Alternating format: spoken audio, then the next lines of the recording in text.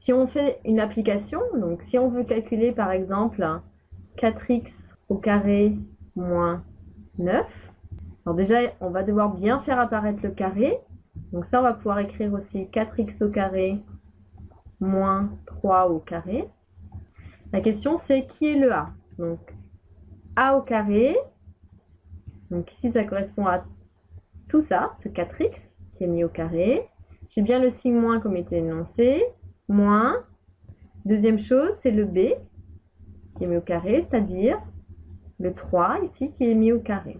Je n'ai plus qu'à appliquer ma formule. Donc ma formule, elle dit a, donc on a vu que le a, c'est ce qui était en rouge, donc 4x, moins b, b c'est le chiffre 3, facteur de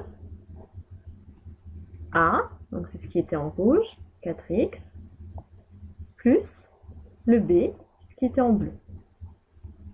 Alors, ici on va pouvoir juste calculer ça, parce qu'on va finir par donner le vocabulaire. Donc 4x le tout au carré, donc c'est le 4 qui est au carré, donc ça fait 16. Ça veut dire que 16x au carré moins 9 peut s'écrire aussi sous la forme 4x moins 3 fois 4x plus 3. On va finir par mettre le vocabulaire en place.